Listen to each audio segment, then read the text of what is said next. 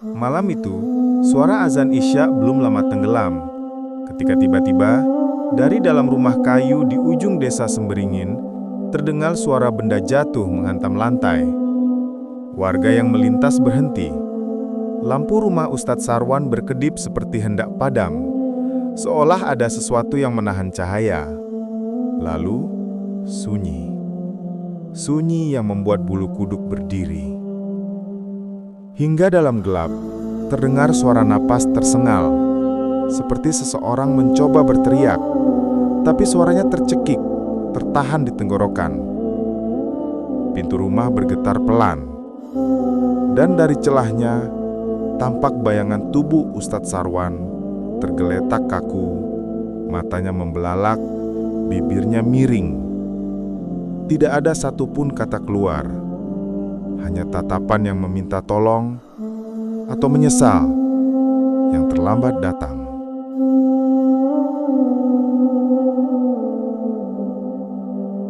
Kabut pagi menggantung rendah di atas desa Semberingin, seolah enggan pergi dari jalan-jalan berbatu yang basah oleh embun. Di kejauhan, suara ayam bersahutan, bertemu gemericik sungai kecil yang mengalir di tepi sawah. Desa itu selalu tampak tenang dari luar. Tenang, tetapi menyimpan riak-riak kecil yang hanya diketahui penduduknya sendiri. Di tengah pusat desa berdiri Masjid Al-Hidayah, bangunan hijau pucat dengan kubah kecil dan menara sederhana.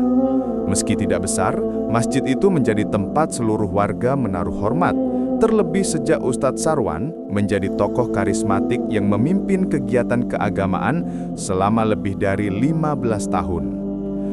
Pagi itu, halaman masjid mulai dipenuhi warga.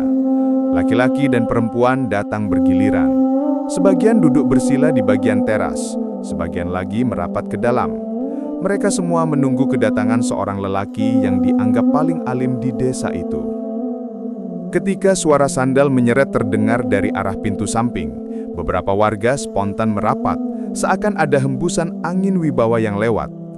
Ustadz Sarwan, lelaki berkumis tipis berusia 50-an dengan sorot mata tajam, melangkah masuk dengan gaya percaya diri. Jubah putihnya berkibar sedikit setiap kali ia bergerak. Ia tak menatap kiri kanan, tidak pula membalas sapaan warga yang mengangguk hormat. Baginya, hormat sudah seharusnya datang tanpa ia harus memintanya. Assalamualaikum. Suaranya menggema, berat dan menekan. Jamaah menjawab serempak. Ustadz Sarwan duduk di atas mimbar kecil, membetulkan sorban, lalu menatap jamaah seperti seorang hakim yang menilai pasukan terdakwanya. Saudara-saudaraku, kita hidup di zaman yang penuh kemunduran akhlak, terutama di kalangan pemuda. Beberapa pemuda yang duduk di barisan belakang saling berpandangan. Ada rasa tidak nyaman, tapi mereka menunduk, sungkan membantah. Sarwan melanjutkan dengan nada lebih tinggi. Pemuda zaman sekarang malas, pikirannya pendek, banyak yang merasa pintar, padahal kosong. Bahkan ada yang berani tidak menghormati orang berilmu. Tatapannya sengaja diarahkan pada Ranu, seorang pemuda bertubuh tegap yang duduk dekat pintu. Ranu menahan napas. Ia tahu ia sering menjadi sasaran sindiran, meski ia sendiri tidak merasa pernah berbuat salah pada sang ustadz. Tapi seperti biasa, ia memilih diam. Warga yang lain mengangguk-ngangguk, sebagian karena setuju, sebagian lagi karena takut dianggap membantah kebenaran sang ustadz. Di antara mereka, Mila, pedagang warung, mengernyit. Ia berbisik pada tetangganya. Kok tiap ceramah isinya marah-marah terus ya? Kayak nggak pernah puas. Tetangganya menegur pelan. Shh, jangan keras-keras, bisa panjang urusannya. Sarwan mulai bergerak dari materi agama menuju hinaan halus yang dibungkus dalil. Lihat pemuda kita, ngaji malas, kerja malas. Tapi kalau nongkrong, bisa sampai tengah malam. Kalau main musik, luar biasa semangatnya. Ia menggeleng dramatis, seolah memikul beban seluruh dunia. Saya ini capek, saudara-saudara. Capek melihat kenakalan generasi muda.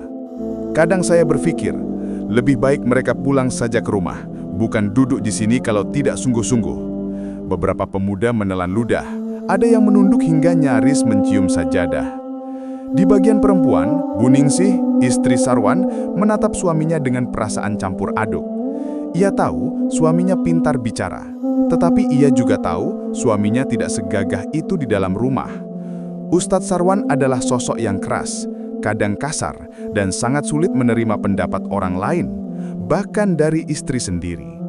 Ceramah berlangsung hampir 1 jam. Setiap kalimat yang keluar dari mulut Sarwan selalu diikuti sorakan kecil Masya Allah atau anggukan mantap dari pengikut setianya Warto dan Surip, 2 lelaki yang terkenal lebih suka gosip ketimbang bekerja. Tapi tidak semua warga merasa nyaman. Di deretan depan, Mbah Ratri, sesepuh desa, memejamkan mata. Ia tidak tidur, tapi mendengarkan dengan hati-hati. Sore itu ia sudah merasa ada gelombang kegelisahan yang semakin besar di desa. Dan kini ia semakin yakin sumbernya berasal dari orang yang sedang berdiri di atas mimbar itu. Saat ceramah berakhir, warga berjabat tangan dengan Sarwan satu persatu. Ranu ikut mengantri, sekaligus berniat untuk pulang cepat. Tapi ketika tiba di hadapan Sarwan, sang ustadz menahannya sebentar dengan tatapan meremehkan. "Kamu dengar ceramah tadi, Ranu?" "Iya, Ustadz," jawab Ranu pelan. "Bagus. Semoga kamu bisa memperbaiki diri. Jangan terus jadi contoh buruk di mata pemuda lainnya." Ucapannya sengaja diarahkan pada Ranu. Ranu menahan napas. Ia tahu ia sering menjadi sasaran sindiran, meski ia sendiri tidak merasa pernah berbuat salah pada sang ustadz. Tapi seperti biasa, ia memilih diam. Ketika Ranu melangkah pergi, ia mendengar bisik-bisik warga. Ada yang mengangguk setuju pada Sarwan, ada pula yang merasa tidak nyaman namun memilih diam. Angin pagi bergerak pelan melewati halaman masjid, membawa hawa dingin yang menggigit. Hari baru dimulai, tetapi ketegangan itu sudah terasa seperti bayangan panjang yang akan menguntit desa ini dalam waktu lama. Pagi yang semula lembut berubah menjadi siang yang terik. Matahari memantulkan panas dari tanah berbatu desa Semberingin, membuat udara bergoyang seperti asap tipis. Di halaman Masjid Al-Hidayah, warga berkumpul untuk kerja bakti mingguan membersihkan area sekitar masjid. Ranu datang dengan pakaian sederhana, membawa cangkul tua di bahunya. Ia melangkah pelan, tidak ingin menarik perhatian. Sejak ceramah pagi itu, ia tahu namanya kembali menjadi bahan bisik-bisik. Tapi, ia tetap datang. Karena baginya, menjaga tempat ibadah adalah kewajiban, bukan perkara gengsi. Beberapa warga menyambutnya dengan anggukan singkat, yang lain hanya melirik tanpa kata. Di sisi lain, Warto dan Surip langsung berbisik sambil menyikut satu sama lain. "Tuh, si Ranu datang juga, padahal tadi pagi udah diceramahi Ustadz." "Iya, dasar pemuda keras kepala, masih berani muncul." Ranu pura-pura tidak mendengar. Ia meletakkan cangkul, lalu mulai meratakan tanah di dekat taman kecil masjid. Suasana kerja bakti berlangsung hangat pada awalnya. Tawa kecil, canda ringan, dan suara sapu lidi bersentuhan dengan lantai. Namun, suasana itu berubah ketika Ustadz Sarwan tiba di halaman masjid dengan jubah putih bersih dan sorban yang tertata rapi. Seolah ia datang bukan untuk bekerja, melainkan untuk memeriksa. Semua orang berhenti seketika. "Assalamualaikum," ucap Sarwan, suaranya berat dan penuh wibawa buatan. "Waalaikumsalam." Ranu menunduk sopan, lalu melanjutkan pekerjaannya. Namun dari jauh, Sarwan sudah memperhatikan setiap gerakannya dengan tatapan menilai. Tatapan yang tak pernah benar-benar hangat. Setelah beberapa menit mengamati warga bekerja, Sarwan melangkah pelan melewati mereka. Sampai akhirnya, ia berhenti tepat di belakang Ranu yang sedang mencangkul tanah keras. "Ranu?" Suara itu membuat beberapa orang menoleh. Ranu mengangkat wajah, menghapus keringat dari dahinya. "Iya, Ustadz." Sarwan menghela napas panjang, penuh drama, seolah apa yang ia lihat di depan matanya adalah sebuah dosa besar. "Kamu memang begini terus ya?" Warga langsung diam. Tidak ada angin, tidak ada suara, hanya tatapan-tatapan penasaran yang tertuju pada mereka. Ranu menelan ludah. "Maksud Ustadz?" Sarwan mengangkat dagunya. "Lihat itu." Ia menunjuk tanah yang sedang digarap Ranu. Tanah yang memang keras dan berbatu sehingga hasilnya belum terlihat rapi. Kamu kerja asal-asalan, sama seperti sikapmu selama ini. Ngaji setengah-setengah, kerja setengah-setengah, hidup pun setengah-setengah. Beberapa warga langsung saling pandang. Mila yang sedang menyapu teras berhenti sejenak, wajahnya terlihat tidak setuju, tapi memilih diam. Ranu mencoba tetap tenang. Maaf Ustadz, baru mulai, tanahnya keras. Namun Sarwan langsung memotong tajam. Alasan, pemuda zaman sekarang selalu punya alasan. Kamu dengar ceramah saya pagi tadi kan? Itu semua saya maksudkan buat orang seperti kamu. Nada suaranya meninggi. Warga mulai merapat, bukan untuk membantu, tetapi untuk menonton. Ranu meremas gagang cangkul. Sesuatu di dadanya mulai menghangat, tapi ia masih menahan iri. Sarwan mendekat, suaranya semakin keras dan menohok. Kalau kamu sungguh-sungguh, hasilnya tidak akan seperti itu. Tepukan keras itu membuat Ranu kehilangan keseimbangan. Ia hampir terjatuh. Cangkulnya terlepas dan jatuh berdembam. Beberapa ibu-ibu terlonjak kecil. Ada yang menutup mulut, ada yang berpaling karena tidak tega. Ranu menahan malu, wajahnya memanas.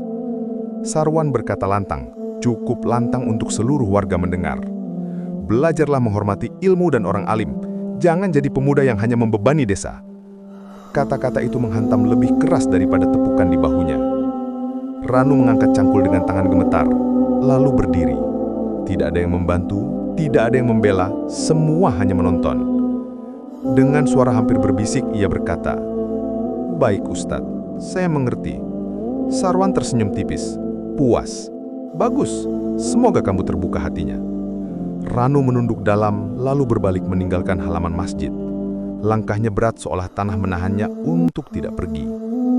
Dan di belakangnya, warga kembali berbisik, menciptakan kabut baru yang tidak terlihat, tetapi terasa menusuk. Hari itu, benih konflik pertama tumbuh. Diam, kecil, tetapi akan membesar seperti akar gelap yang mengguncangkan seluruh desa. Siang berganti sore dengan pelan, meninggalkan cahaya jingga yang menggelayut di balik pepohonan jati di pinggir desa Semberingin.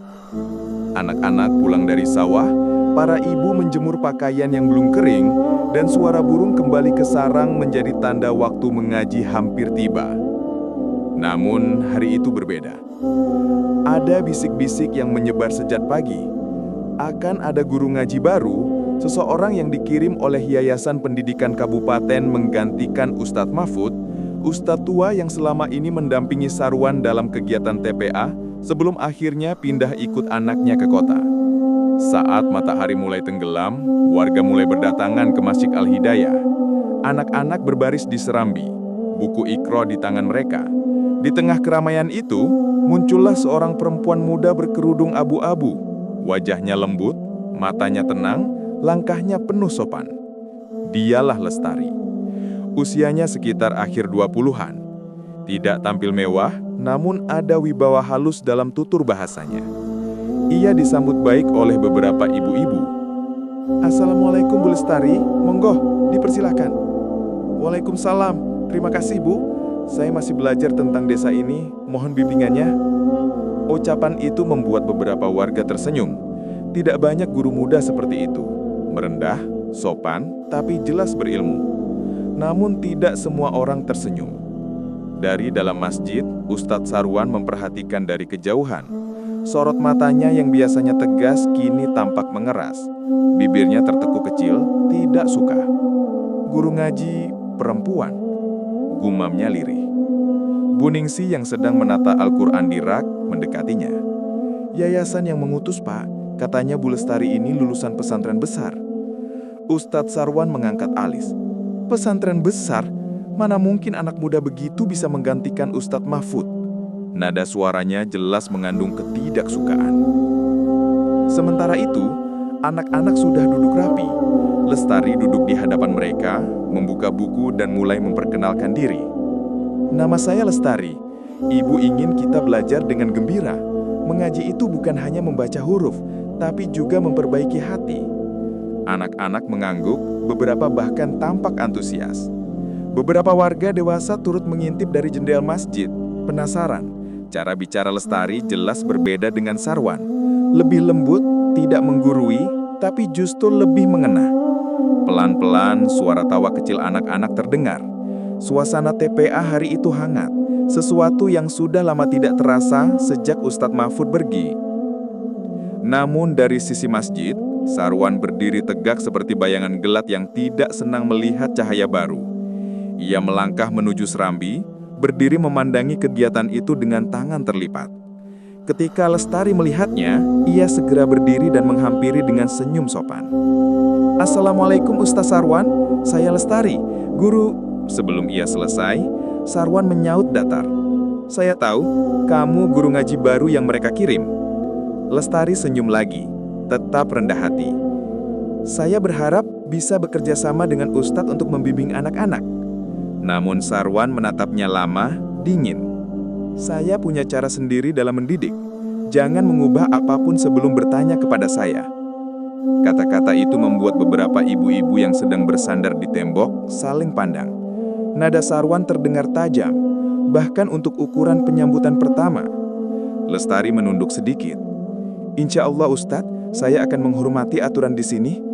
Sarwan pergi tanpa membalas sapaan itu. Setelah TPA selesai, para ibu berkumpul di halaman masjid. Ada yang berbicara pelan, ada yang berbisik, namun semuanya memperhatikan satu hal. Anak-anak terlihat bahagia dan semangat. "Lestari itu lembut sekali ngajinya.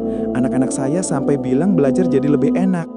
"Iya, beda dengan Ustadz Sarwan. Beliau, iya begitu." Perbandingan itu, meskipun tidak diucap keras, sampai ke telinga Warto dan Surip, dua orang yang tidak pernah tahan menyalurkan informasi pada Sarwan. Malamnya, ketika para lelaki berkumpul di serambi rumah Sarwan, Warto membuka percakapan yang membuat hubungan itu mulai retak. "Ustadz, katanya anak-anak sekarang lebih suka belajar sama Bu Lestari." Sarwan yang sedang merapikan sorbannya terhenti. Ketajaman tatapannya kembali muncul. "Apa maksudmu?" "Ya, mereka bilang cara ngajinya lebih enak, lebih sabar. Ibu-ibu pun memuji katanya Bu Lestari cocok menggantikan Ustadz Mahfud." Hening panjang menggantung. Sarwan meletakkan sorbannya, menatap keluar jendela. Wajahnya yang penuh superioritas tampak kaku. Sebuah perasaan asing menyelinap ke dalam dadanya. Bukan takut, tapi tersaingi. Selama ini, dialah satu-satunya figur agama yang dihormati. Dialah yang menentukan arah, dialah yang tidak boleh dibantah.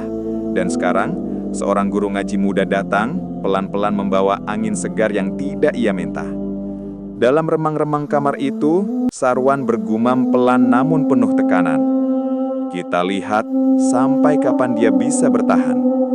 Angin sore menyapu halaman Masjid An-Hidayah yang sedang lengang.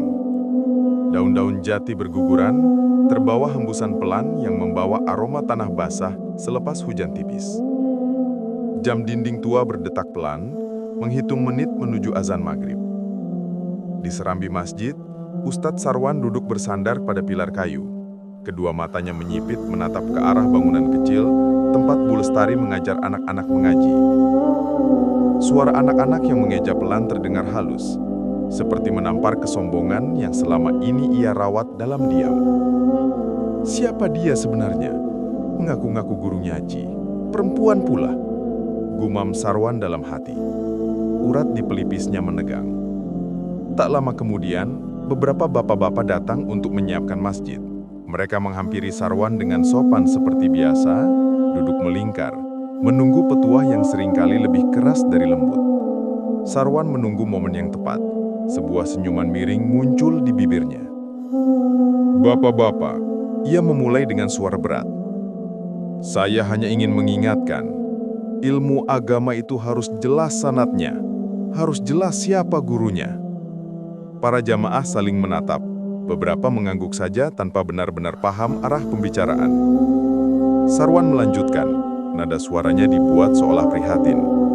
"Di desa kita ini, ada yang tiba-tiba mengaku bisa mengajar. Perempuan lagi. Saya hanya khawatir, jangan-jangan tidak paham betul tajwid dan makhraj huruf. Kasihan anak-anak kalau diajari ilmu setengah-setengah." Satu dua jamaah terperangah. Nama tidak disebut, tapi arah sinisnya jelas sekali. Bu Lestari. Pak Darto berdeham gelisah. Tapi Ustadz, sejauh ini anak-anak tampak senang. Lestari itu kan dulu memang mondok di pesantren putri. Begitu? Saya tidak tahu. Setahu saya, kalau benar mondok, mestinya paham sopan santun. Ini belum apa-apa sudah berani mengambil alih. Ada getaran dalam kata-katanya. Sindiran tajam, namun dibungkus niat baik palsu. Fitnah halus, seperti racun yang dicampur dalam teh manis. Sementara itu, dari balik jendela kecil kelas mengaji, Bu Lestari berdiri terpaku. Ia tidak berniat menguping, tapi suara Sarwan memang keras dan sengaja diarahkan keluar. Ekspresi wajahnya meredup. Ada sedih yang ia tahan, tetapi juga keteguhan yang perlahan tumbuh. Sore merambat menjadi gelap. Jamaah yang semula ragu akhirnya larut dalam kata-kata Sarwan. Merasa seolah mereka sedang melindungi masjid dari sesuatu yang asing. Di sudut serambi, lonceng angin berdering pelan, seakan menjadi saksi awal mula fitnah yang kelak memecah harmoni desa. Dan di tengah itu semua, Ustadz Sarwan tersenyum tipis. Merasa menang, meski belum ada yang benar-benar dimulai. Pagi itu, matahari menembus sela-sela pepohonan jati, menyinari halaman Masjid An-Hidayah yang mulai ramai. Para bapak berkumpul setelah sholat subuh, duduk di tikar pandan sambil menyeruput teh hangat.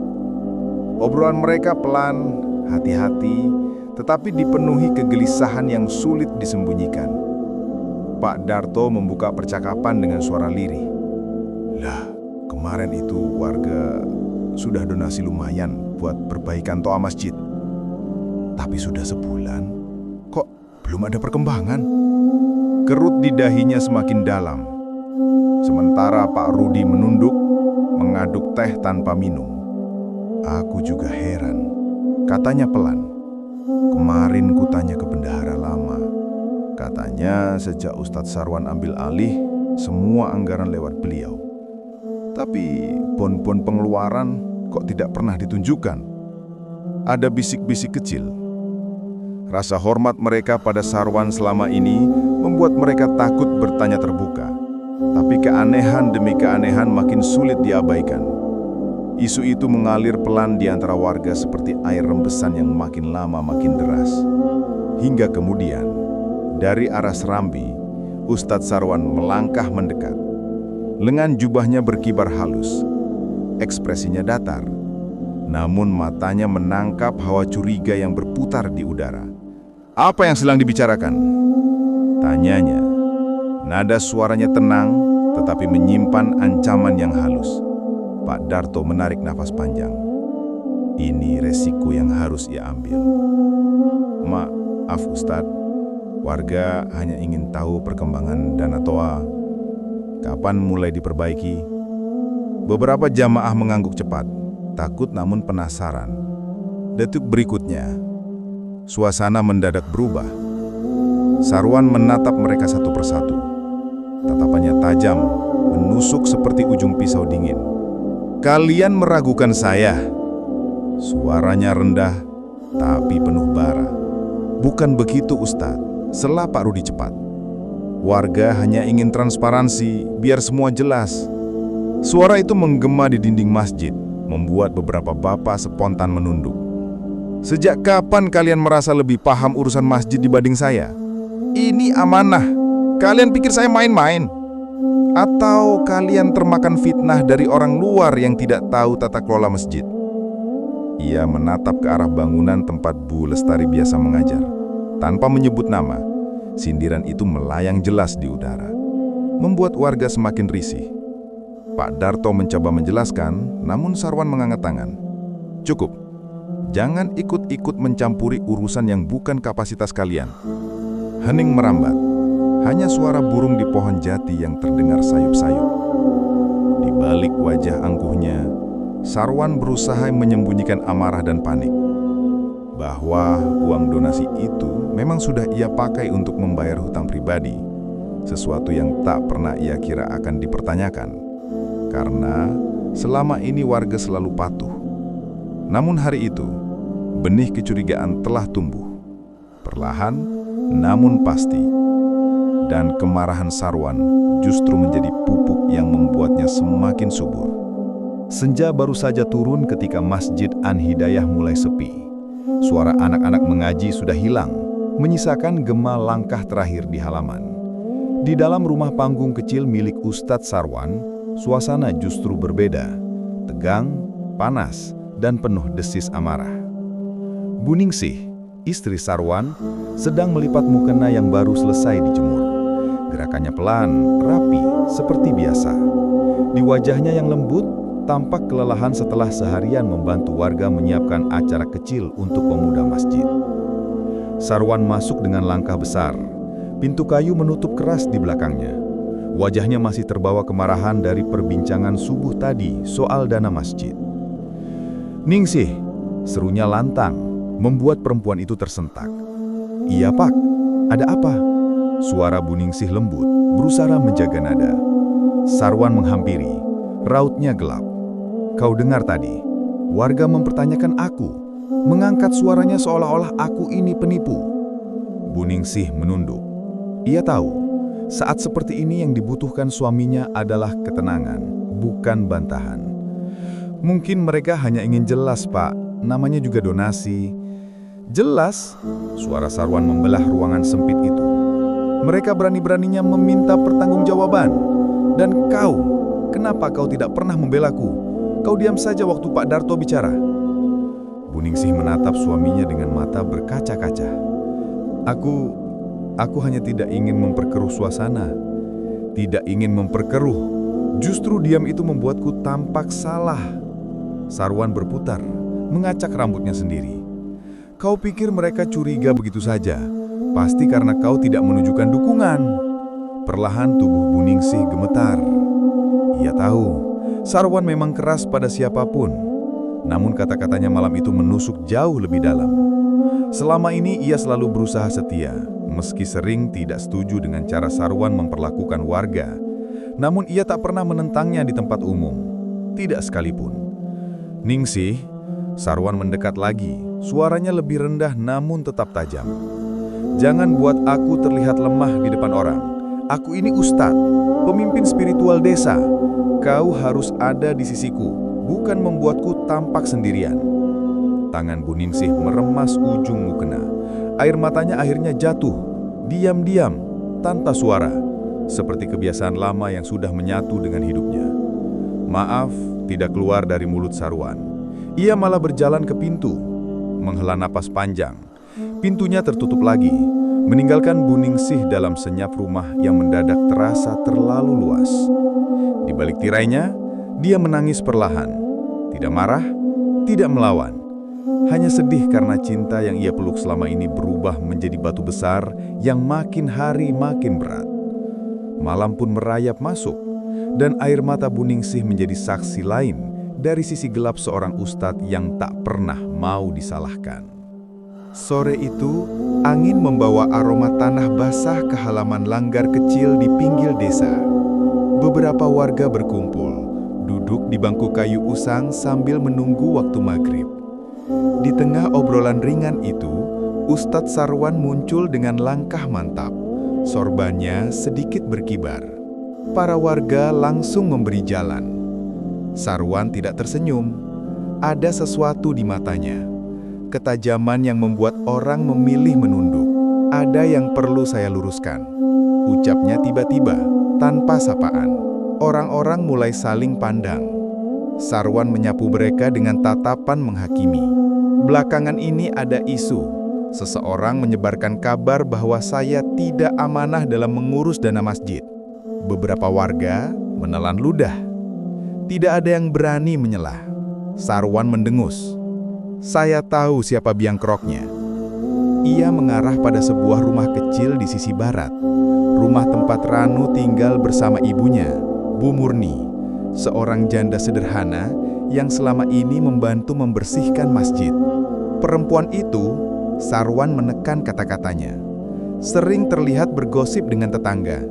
Tidak heran kalau mulutnya menjadi sumber fitnah. Para warga tampak gelisah. Tidak ada yang pernah mendengar Bu Murni berbuat seperti itu. Namun, posisi Sarwan membuat mereka ragu membantah. Di antara mereka, Ranu yang baru tiba mendengar jelas kata-kata itu. Ia berdiri membeku, wajahnya memucat.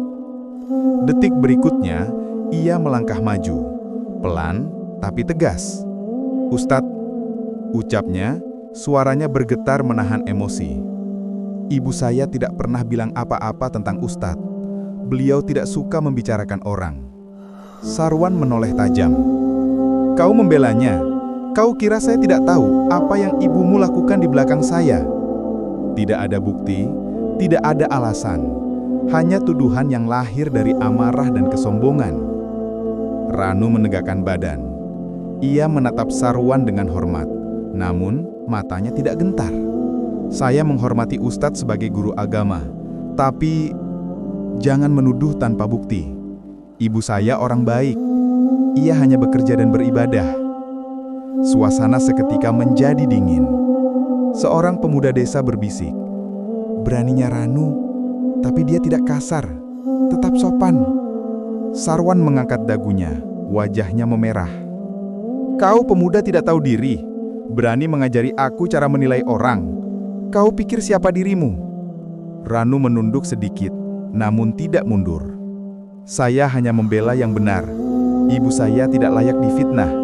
Kalau ada masalah, saya yang bertanggung jawab, bukan beliau." Hening panjang turun. Bahkan suara ayam di kejauhan seolah berhenti. Di mata Sarwan, keberanian Ranu tampak seperti pembangkangan. Tapi bagi warga, ada sesuatu yang berbeda. Kejujuran yang bersinar di tengah tuduhan tanpa dasar. Sarwan mengibaskan tangannya geram. "Sudahlah, anak muda zaman sekarang terlalu banyak bicara. Kau akan paham nanti siapa yang benar." Ia pergi dengan langkah besar. Sorban berkibar marah meninggalkan warga yang semakin bingung dan mulai bertanya-tanya. Siapa sebenarnya yang menyebar keburukan? Dan siapa yang selama ini mereka percaya? Di belakang, Ranu mengembuskan nafas berat. Sore itu, di bawah langit memerah, ia baru saja berdiri untuk orang yang paling ia cintai, meski harus berhadapan dengan ustadz yang dihormati seluruh desa. Pagi itu, embun masih menempel di ujung dedaunan ketika jalan setapak menuju Masjid Al-Hidayah dilalui oleh seorang perempuan tua berselendang coklat kusam. Dialah Mbah Ratri, sosok sepuh yang dikenal bijak namun jarang bicara. Warga menganggapnya seperti penjaga tak kasat mata desa, diam, mengamati, namun penuh pengalaman hidup. Di usia senjanya langkahnya pelan, tapi tatapannya tajam seperti bisa melihat lapisan-lapisan niat di balik wajah seseorang. Dari kejauhan, Mbah Ratri menyaksikan Ustadz Sarwan sedang marah-marah pada dua pemuda yang telat membersihkan halaman masjid. Suaranya keras, memecah ketenangan pagi. "Kalian ini pemuda apa? Disuruh kerja sedikit saja malasnya minta ampun." Suaranya menggema, membuat kedua pemuda itu hanya bisa menunduk. Mbah Ratri mendekat perlahan. Sarwan melihat kedatangannya. Wajahnya tidak berubah. "Oh, Mbah Ratri," katanya datar. "Ada perlu?" Mbah Ratri tersenyum tipis, matanya menatap Sarwan dengan lembut tetapi dalam. "Tidak, Wan. Mbah cuman lewat. Tadi dengar kau menegur anak-anak itu." Sarwan mendengus. "Ya memang harus ditegur, Mbah. Mereka itu kurang ajar, tidak disiplin." Mbah Ratri mengangguk pelan. Tangannya meraba ujung selendangnya. "Negur itu boleh, asal hati juga ikut tenang. Jangan sampai teguran jadi cermin kesombongan." Alis Sarwan terangkat. "Kesombongan? Maksud Mbah apa?" Nada suaranya terdengar tidak suka. Mbah Ratri tidak langsung menjawab. Ia memandang halaman masjid, dedaunan jati yang jatuh, dan embun yang mulai menguat. Kadang orang yang paling keras suaranya justru sedang menutupi hatinya yang kosong. Ia menoleh lagi, menatap tepat pada mata Sarwan. Dan orang yang merasa paling benar, seringkali paling jauh dari kebenaran. Pemuda yang tadinya dimarahi Sarwan saling pandang. Kata-kata Mbah Ratri seperti menyentuh ruang yang tidak pernah mereka berani sentuh. Sarwan tertawa kecil. Tawa tipis yang lebih mirip ejekan. "Mbah, saya ini ustadz. Saya belajar agama bertahun-tahun. Saya tahu batas saya, tidak perlu diceramahi soal hati. Mbah Ratri tersenyum sayu, seolah sudah mendengar jawaban itu jauh sebelum Sarwan mengucapkannya. Ya, orang yang tak butuh nasihat memang tidak bisa diberi nasihat. Mbah menapuk pundaknya lembut. Hati-hati saja, Wan. Dunia ini punya cara halus untuk mengingatkan orang yang lupa diri. Sarwan menepis tangannya. Mbah terlalu percaya tahayul. Saya tidak takut pada apapun selain Allah. Bagus, Mbah Ratri mengangguk pelan. Semoga benar begitu. Ia lalu berjalan pergi. Langkahnya kembali pelan, namun aura tenang mengiringinya. Sarwan menatap punggung Mbah Ratri dengan rasa jengkel. Di belakangnya, dua pemuda tadi berdiri diam, takut dan sekaligus kagum pada keberanian perempuan tua itu. Tidak ada yang sadar bahwa pagi itu kata-kata Mbah Ratri adalah salah satu pertanda awal bahwa petaka bagi Ustadz Sarwan sudah mulai mengetuk pintu. Siang itu Masjid Al-Hidayah penuh sesak. Matahari tinggi memancarkan cahaya putih yang memantul pada ubin bersih di serambi. Warga duduk bersila, sebagian menunggu ceramah zuhur yang belakangan ini semakin keras nada dan arahnya. Ustadz Sarwan berdiri di mimbar. Suaranya lantang, ekspresinya serius. Namun di balik itu semua, jelas terlihat sesuatu yang berbeda. Ada nada pembenaran diri yang menguasai setiap kata. Jamaah sekalian, serunya.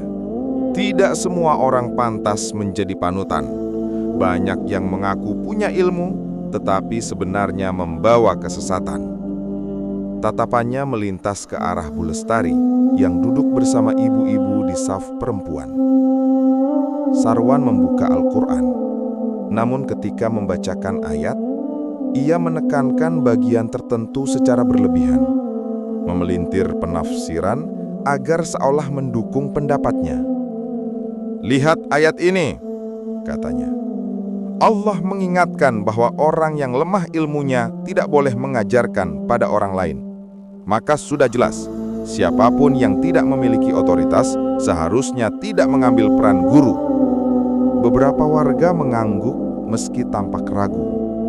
Penjelasan Sarwan terdengar tidak seperti biasanya. Lebih banyak menyerang daripada mengajak. Bu Lestari menunduk perlahan. Dadanya menghangat oleh rasa tidak enak. Ia tahu ayat itu tidak berbicara seperti yang Sarwan klaim. Penafsiran yang ia dengar hari itu terlalu dipaksakan, bahkan mengarah pada manipulasi untuk melemahkan seseorang yang dianggapnya saingan. Ketika ceramah selesai, warga mulai bubar, namun Lestari tetap duduk, menunggu waktu yang pas untuk mendekat. Ia berjalan perlahan menghampiri Sarwan yang masih merapikan kitab di mimbar. Assalamualaikum Ustadz, ucapnya pelan. Waalaikumsalam, ada perlu apa Bu? Lestari menyenyum lembut, berusaha sopan meski hatinya bergetar. Tadi penjelasan Ustadz tentang ayat itu, maaf, saya sangat kecil ilmunya. Tapi bukankah ayat tersebut lebih menekankan tentang amanah dan niat? Bukan soal melarang siapapun mengajar.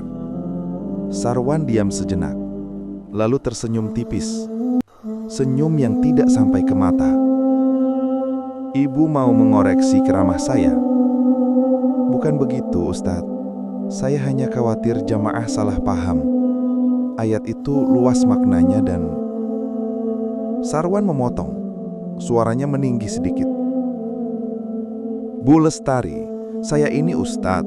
Saya belajar bertahun-tahun. Saya tahu tafsir. Jangan seolah-olah ibu lebih paham daripada saya. Lestari menunduk, tetapi tetap tenang. Saya tidak bermaksud begitu, Ustadz. Saya hanya menjaga agar ilmu tidak dipelintir. Kita semua bertanggung jawab. Tatapan Sarwan mengeras. Sudahlah, tidak usah ikut campur. Ibu mengajar anak-anak saja sudah cukup. Urusan ceramah, biar saya. Ada bisikan kecil di hati warga yang memperhatikan dari kejauhan. Kecurigaan yang semakin tumbuh setiap hari.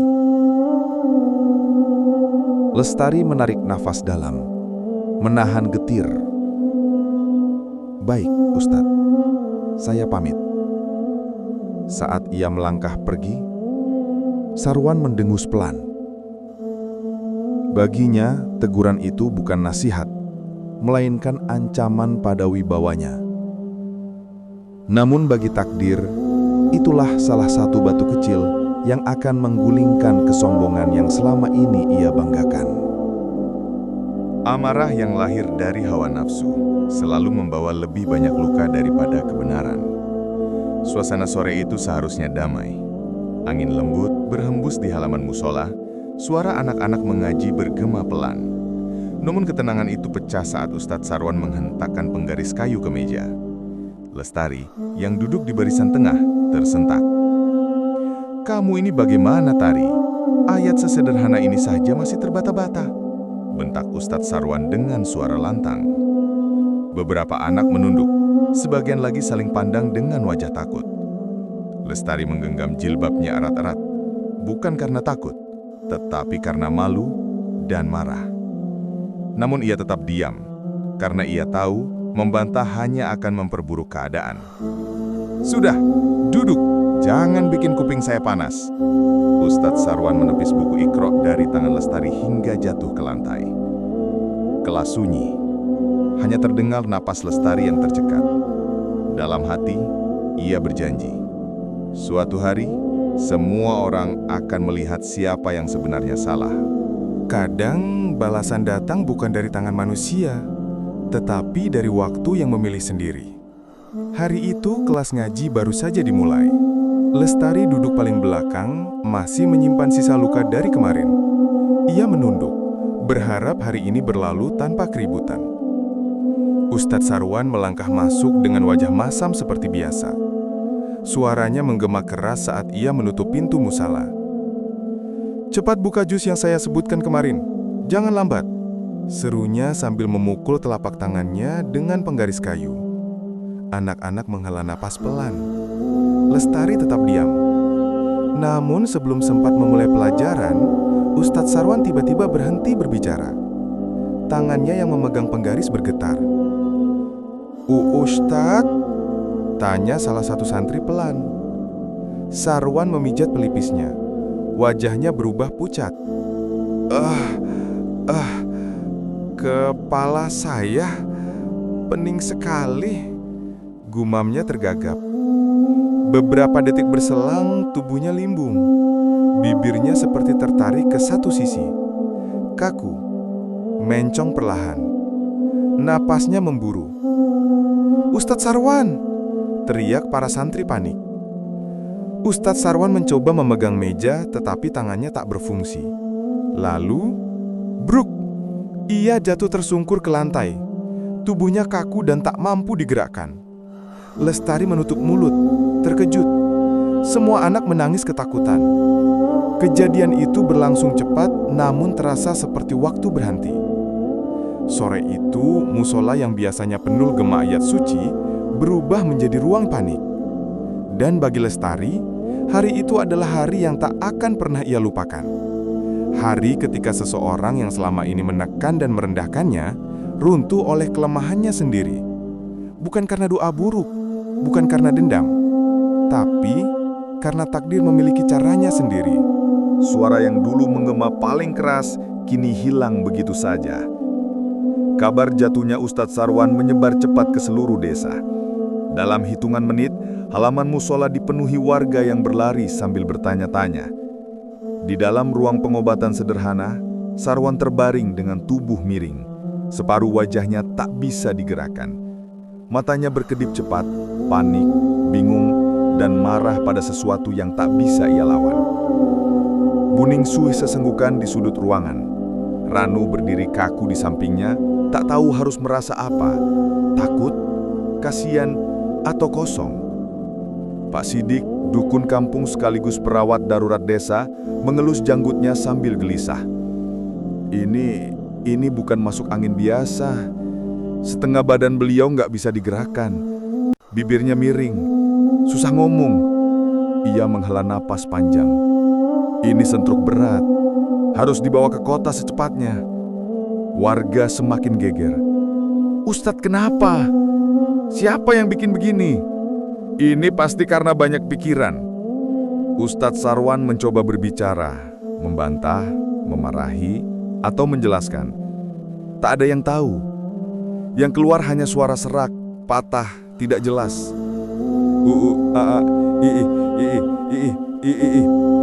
Ia menatap mereka satu persatu, matanya memohon, tapi suaranya tak mampu mengikuti keinginannya.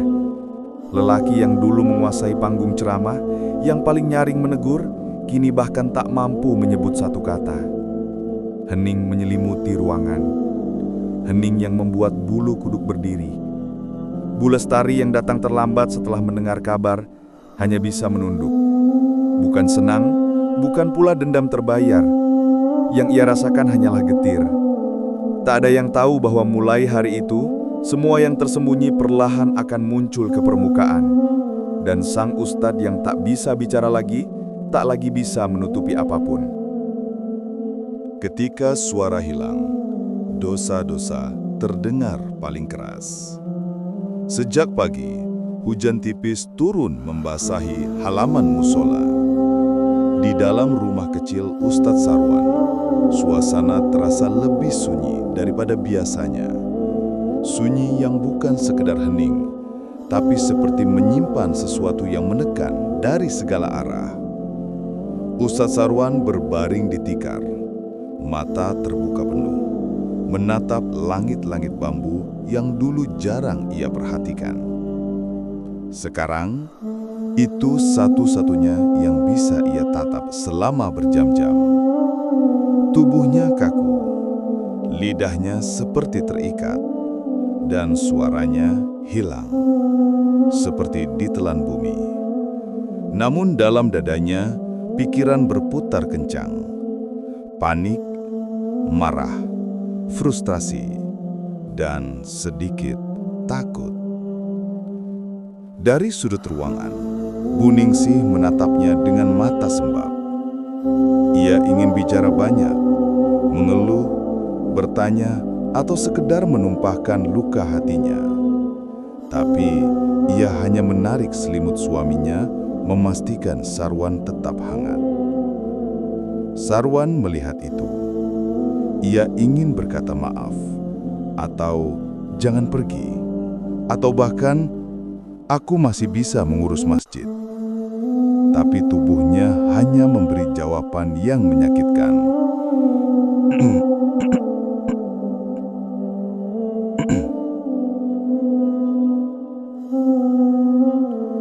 Suara yang tak dipahami siapapun, termasuk dirinya sendiri.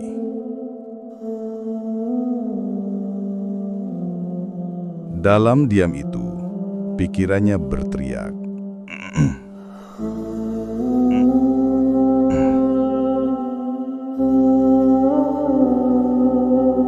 Kenapa tubuh ini tidak bergerak? Kenapa lidahku tak bisa menyusun kata? Apa mereka semua menganggapku lemah? Tidak, tidak mungkin. Aku masih ustadz di desa ini. Mereka tetap butuh aku, bukan? Tetapi pikirannya terhenti ketika ia mendengar langkah kaki dari luar, bisik-bisik warga, tawa kecil yang seolah tidak ingin terdengar. Suara-suara itu menyusup masuk melalui celah-celah papan rumah. Kasian ya, padahal kemarin masih marah-marah di musola. Katanya nggak boleh sombong, malah gini jadinya. Jangan ngomong gitu, nanti dosa. Tapi ya, siapa suruh ngomong seenaknya? Sarwan mendengarnya. Setiap kata terasa seperti pisau kecil yang menodai harga dirinya.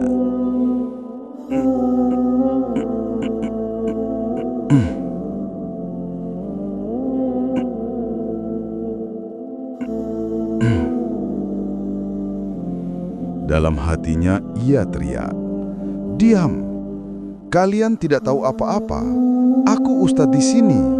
Kalian hanya..."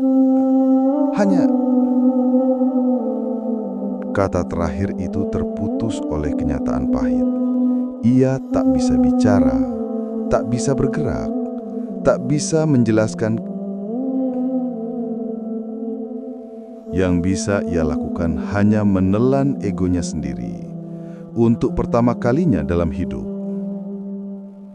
Bu Ningsih kembali ke sampingnya, memegang tangannya. Sarwan ingin menggenggamnya balik, tapi jarinya hanya bergerak setengah senti, tak dilihat siapapun. Dalam batin ia bergemuruh.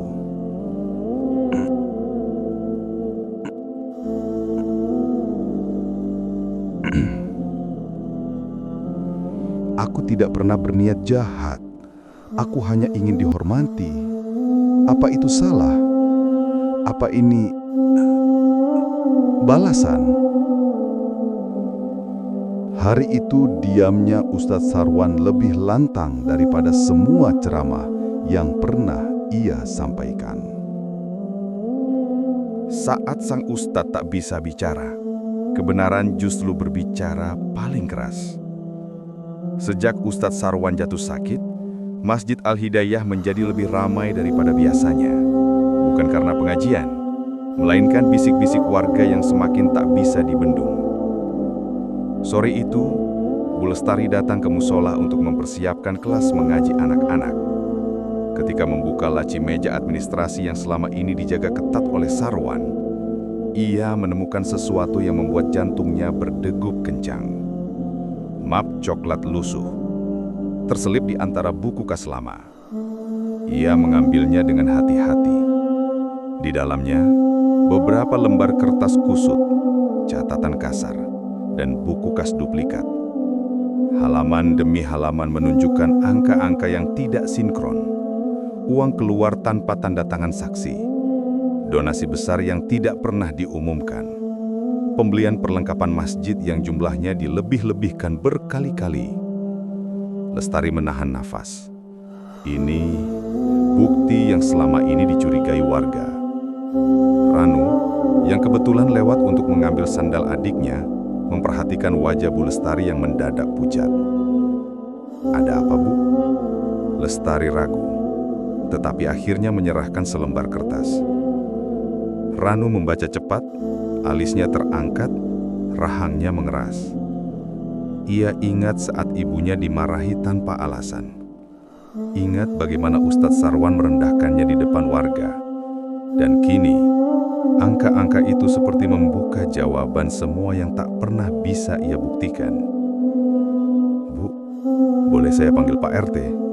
Suara Ranu gemetar, bukan karena takut, tapi karena amarah yang sejak lama ditahan. Tak lama kemudian, beberapa tokoh desa berkumpul. Pak RT, Pak Sidik, Bu Ningsih, bahkan beberapa donatur musola datang setelah kabar menyebar. Bu Ningsih memegang map itu dengan tangan bergetar. Ia membaca perlahan. Wajahnya memucat semakin dalam.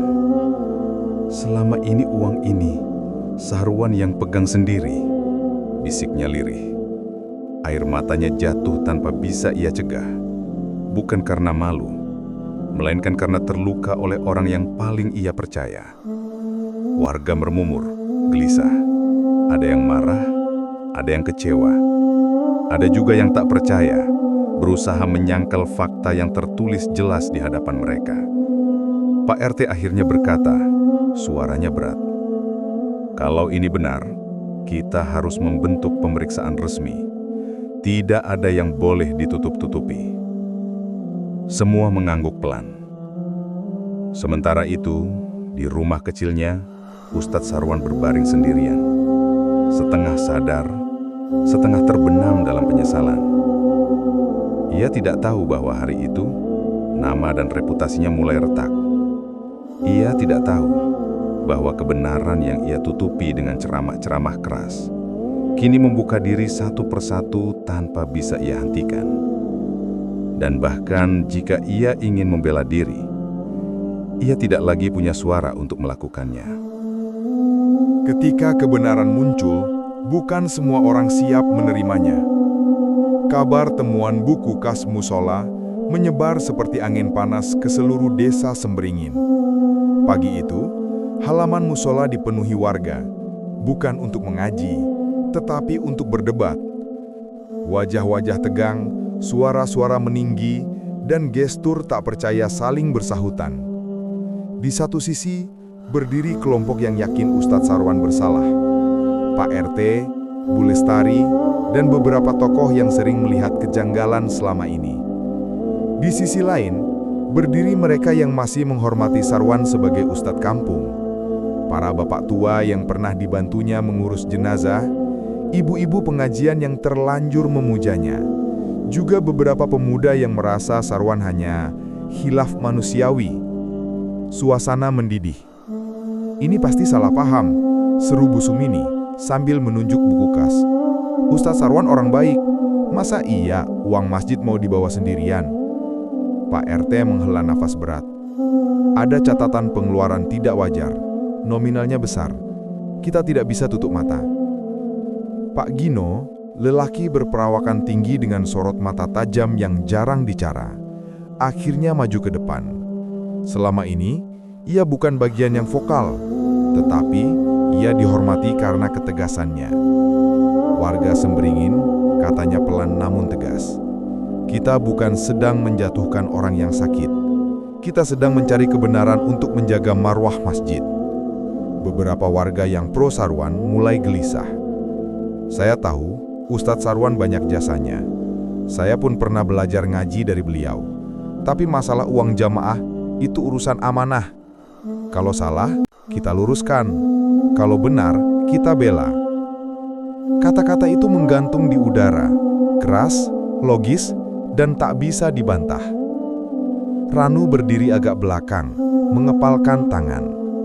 Ia bukan ingin balas dendam, tapi ia menginginkan satu hal: keadilan untuk ibunya yang pernah dihina tanpa alasan.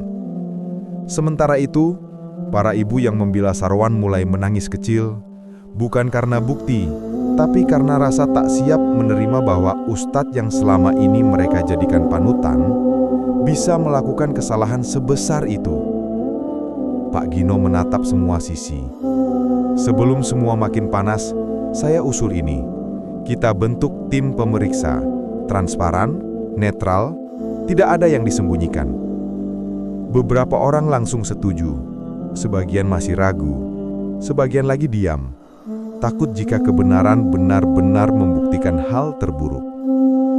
Di rumahnya yang gelap dan sunyi, Ustadz Sarwan yang tak bisa bicara hanya bisa mendengar gema suara warga dari kejauhan. Ia tidak tahu debat apa yang sedang terjadi, tapi ia bisa merasakan sesuatu di dadanya mengeras, seolah dunia yang dulu ia kendalikan kini mulai terlepas satu persatu dari genggamannya. Tak semua luka terlihat. Ada yang hidup diam-diam, bertahun-tahun tanpa pernah terobati. Malam itu, angin dingin menghempas tirai tipis rumah kecil Ustadz Sarwan. Lampu temaram menggantung di tengah ruangan, memancarkan cahaya kuning redup yang membentuk bayang-bayang panjang di dinding bambu. Bu Ningsih duduk di samping suaminya, Ustadz Sarwan, yang kini hanya bisa berbaring kaku dengan mata sayu. Ia mengusap perlahan kening suaminya dengan kain hangat. Gerakannya pelan, penuh kehati-hatian. Tak ada satupun yang tahu selain dirinya sendiri betapa panjang dan berat perjalanan rumah tangga mereka. Luka lama yang jarang terucap. Dulu, ketika pertama menikah, Sarwan bukan orang yang kasar. Ia hanya keras kepala dan sedikit terlalu bangga. "Tugas suami itu memimpin," katanya dulu. Dan Bu Ningsih selalu mengangguk, berusaha menjadi istri yang patuh. Namun seiring waktu, sikap Sarwan berubah. Kata-katanya menjadi lebih tajam. Tegurannya semakin sering tanpa alasan jelas. Bahkan hal-hal kecil seperti cara Bu Ningsih menata sajadah atau memasak bubur sarapan, tak luput dari kritik pedasnya. Bu Ningsih jarang membalas. Ia hanya menunduk. memendam rasa sakit seorang diri. Kadang ia menangis diam-diam di dapur, memeluk dirinya sendiri agar tidak terdengar. Yang membuat hatinya lebih perih, ia melihat bagaimana Sarwan mempermalukan anak-anak ngaji, memojokkan Ranu, dan merendahkan Bu Lestari.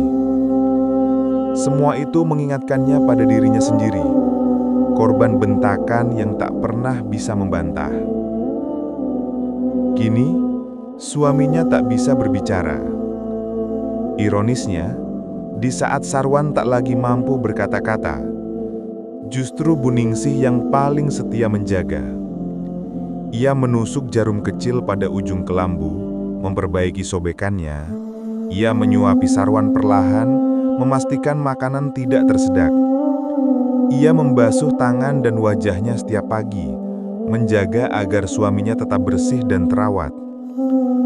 Saat Sarwan menahan tangis karena frustasi, Bu Ningsih menggenggam tangannya, meski tangan itu dulu sering menggebrak meja di hadapannya.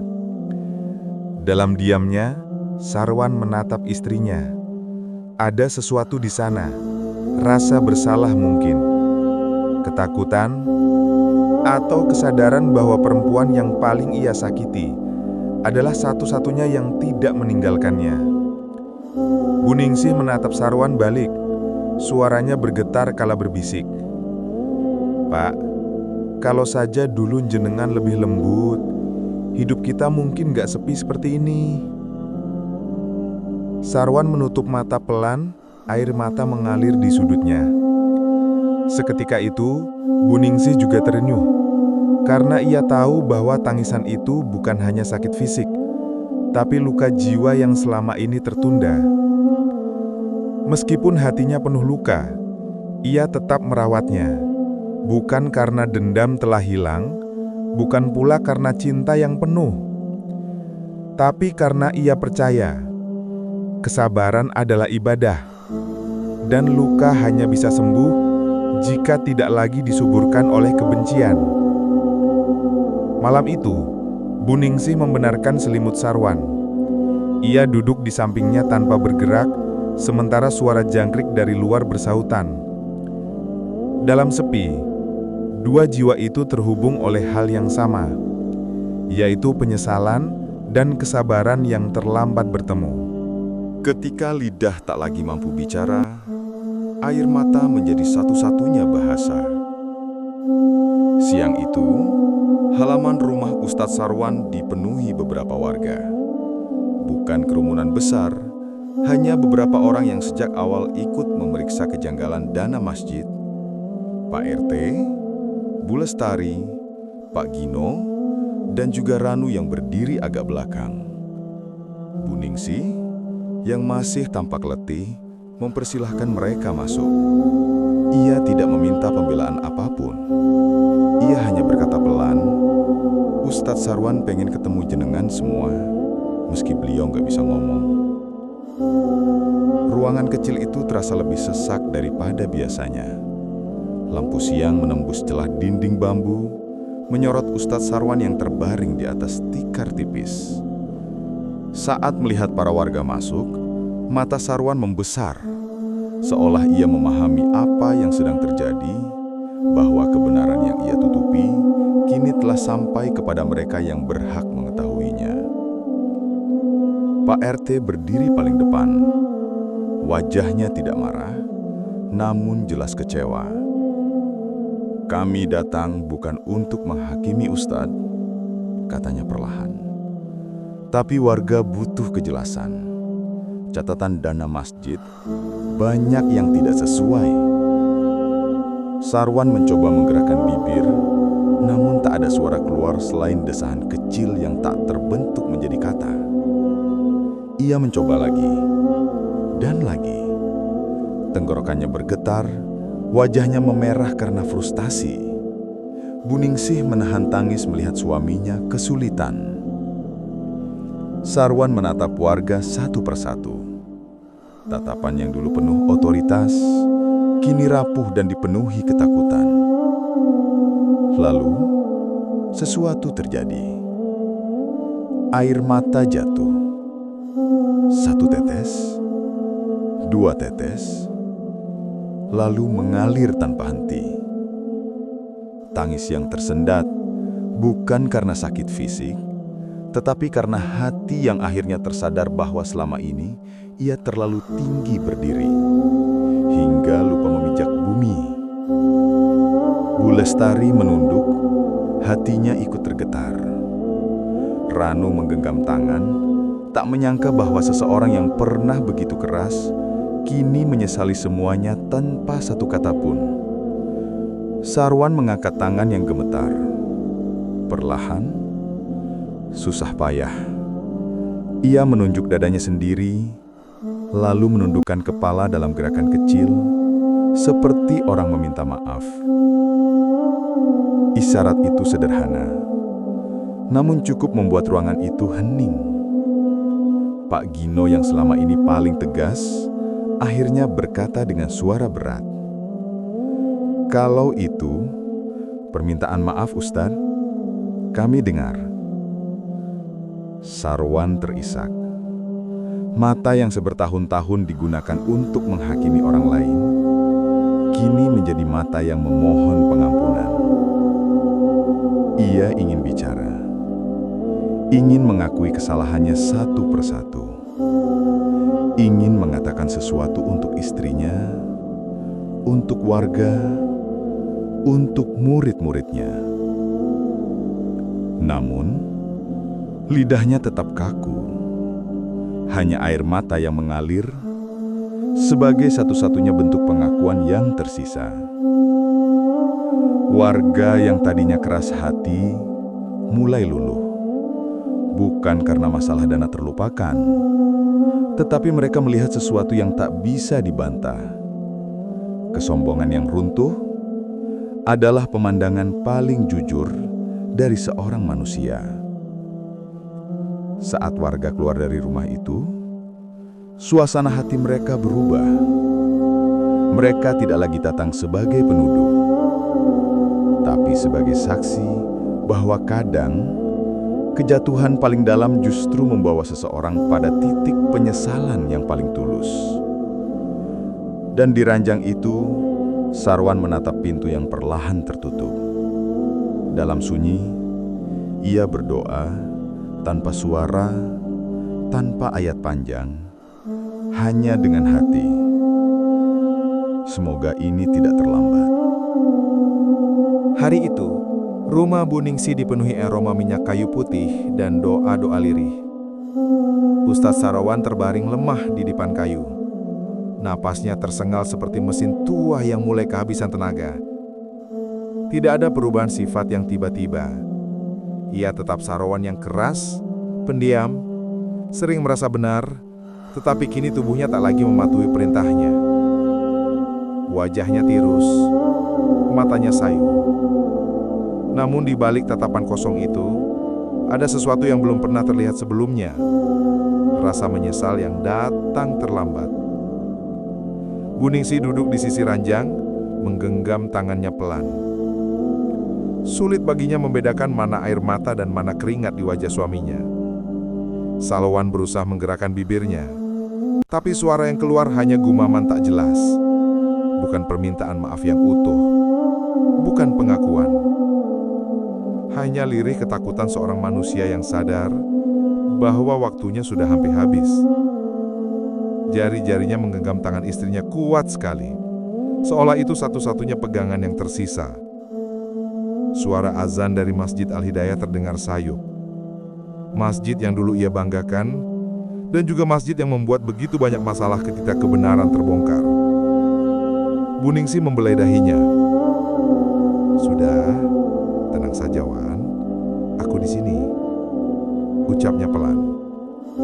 Sarwan meneteskan air mata. Bukan karena takut mati, bukan juga karena tiba-tiba menjadi orang baik, tetapi karena ia akhirnya menyadari betapa banyak kesalahan yang ia biarkan menguning begitu lama tanpa pernah dibersihkan. Napasnya makin pendek, makin berat, makin putus-putus. Dalam detik-detik terakhir itu, ia tidak berkata apa-apa, karena memang tidak mampu. Namun genggaman tangannya yang dingin berkata lebih banyak daripada suara manapun. Aku menyesal, tapi sudah terlambat. Dan di tengah sunyi menjelang malam, dengan istrinya memegang tangannya erat-erat, Sarwan menghembuskan nafas terakhir. Tanpa drama, tanpa teriakan.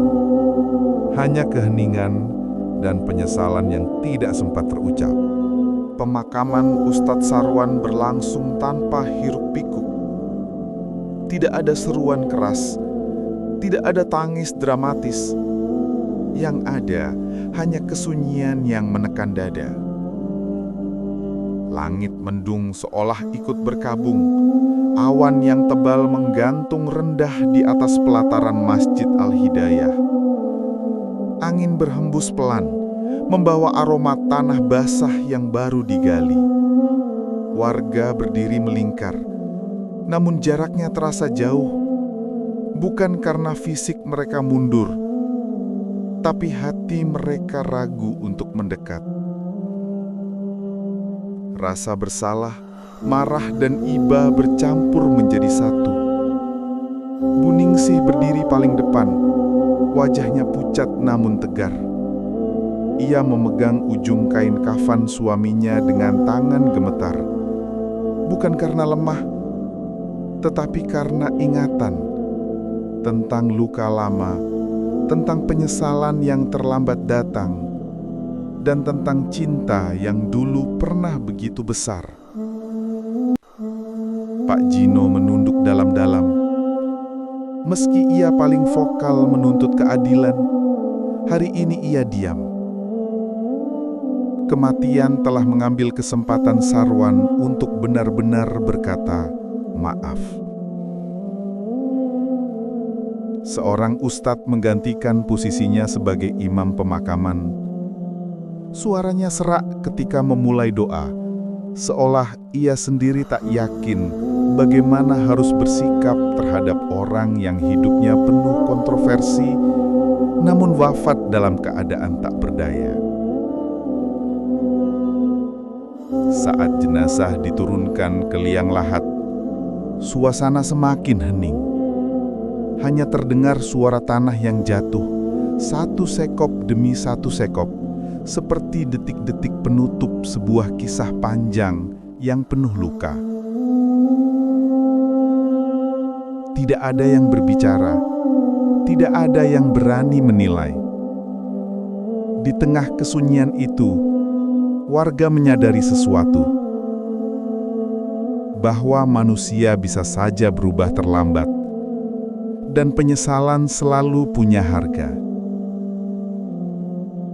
Buningsih menatap makam yang perlahan tertutup, lalu berbisik lirih, hanya untuk dirinya sendiri. Semoga Allah menerima taubatmu, meski engkau tak sempat mengucapkannya.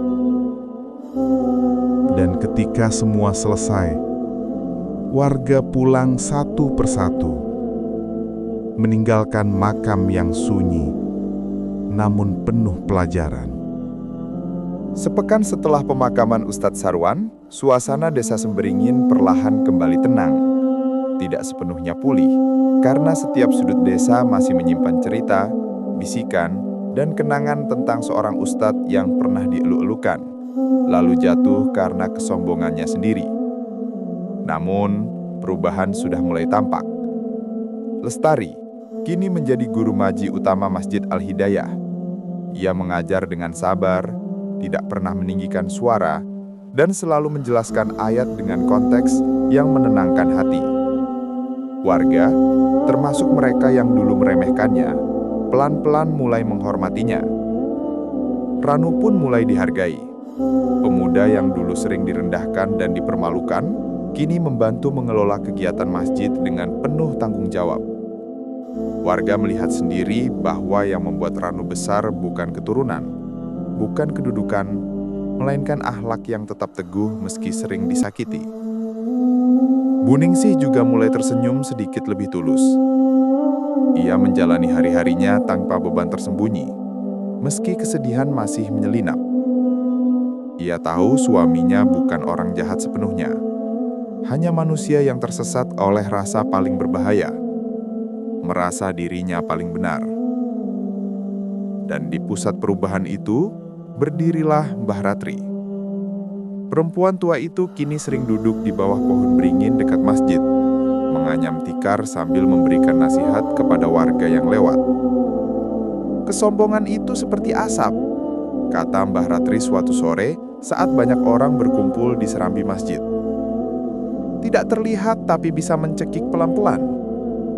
Semakin seseorang merasa suaranya paling didengar, semakin ia tak mampu mendengar suara hatinya sendiri. Semua yang hadir terdiam, masing-masing menunduk, merenung. Lestari menutup mushafnya, memandang para santri kecil yang duduk asal-asalan. Ranu membersihkan rak Al-Quran. Buningsih menyiapkan air minum untuk jamaah. Desa Semberingin tak lagi sama. Tapi mungkin justru ini desa yang seharusnya mereka bangun sejak dulu. Semuanya bergerak perlahan menuju arah yang lebih baik. Bukan karena seseorang yang sempurna memimpin mereka, melainkan karena akhirnya mereka belajar dari seseorang yang jatuh. Bahwa kesombongan selalu membawa petaka, dan kerendahan hati selalu membuka jalan pulang. Teman-teman, dari kisah ini kita belajar satu hal. Kesombongan selalu berujung pada penyesalan. Dan kerendahan hati selalu membuka jalan menuju kebaikan. Semoga kisah ini menjadi pengingat bagi kita semua, agar tidak mudah meremehkan, tidak mudah menghakimi, dan selalu menjaga hati. Kalau teman-teman merasa kisah ini bermanfaat, jangan lupa untuk like, share, dan subscribe, agar kami bisa terus menghadirkan cerita-cerita penuh hikmah lainnya. Tekan juga tombol loncengnya, supaya tidak ketinggalan episode berikutnya. Terima kasih sudah menonton. Sampai bertemu di kisah selanjutnya. Assalamualaikum.